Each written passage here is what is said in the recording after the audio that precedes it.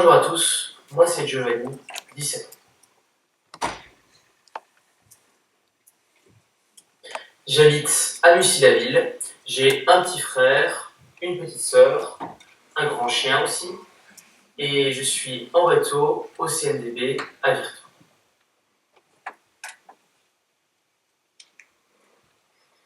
Je joue du saxophone depuis maintenant bientôt 8 ans. Sinon, comme passion, j'ai l'informatique, la musique, la menuiserie, les sciences aussi, et beaucoup d'autres domaines assez variés. J'aime bien voyager, surtout en Italie. Je suis pas à moitié italien pour rien. Et j'aimerais bien aller un jour aux États-Unis.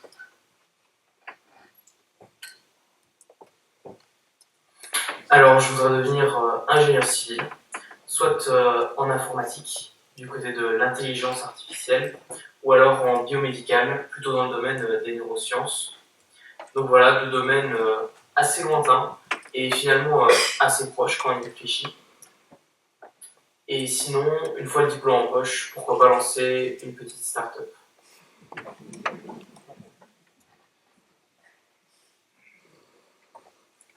J'ai décidé de me lancer dans le concours tout simplement parce que j'aime bien parler, mais en vérité, c'est surtout ma copine qui m'a poussé à m'inscrire.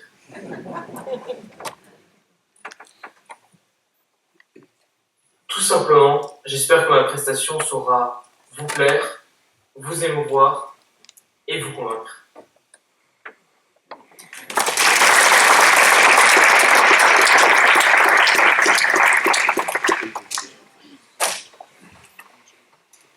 J'ai, pour commencer, mesdames et messieurs, une petite question à vous poser. Juste une petite question, quelque chose de simple. Quelque chose de si simple, pourtant, qu'il en deviendrait même compliqué d'y apporter une réponse.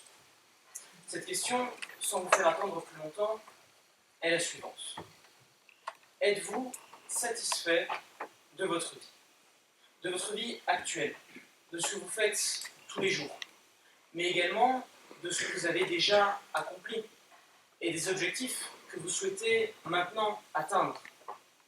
Votre réponse est probablement, et je vous souhaite bien entendu, que vous êtes pleinement heureux.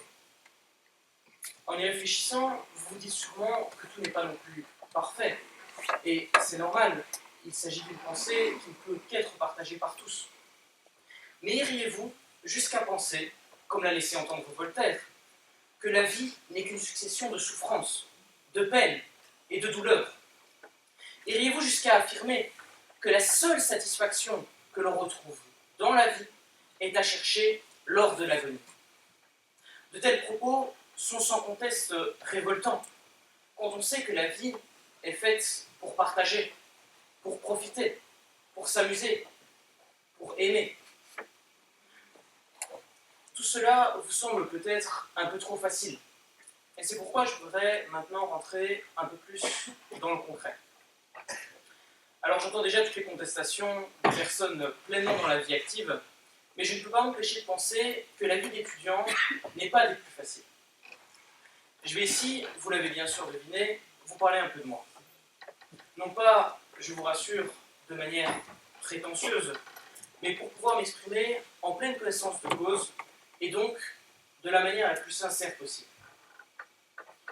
Sans être les études supérieures, la réto demande quand même un investissement conséquent, en termes de travail, mais également de temps. Plus personnellement, j'ai décidé, comme vous l'avez entendu dans ma vidéo, de passer l'examen d'entrée d'ingénieur civil, ce qui, avouons-le, n'aide pas non plus. Alors voilà, tout ça n'apporte souvent pas que du plaisir, surtout quand le but, ici des études, est si lointain et abstrait.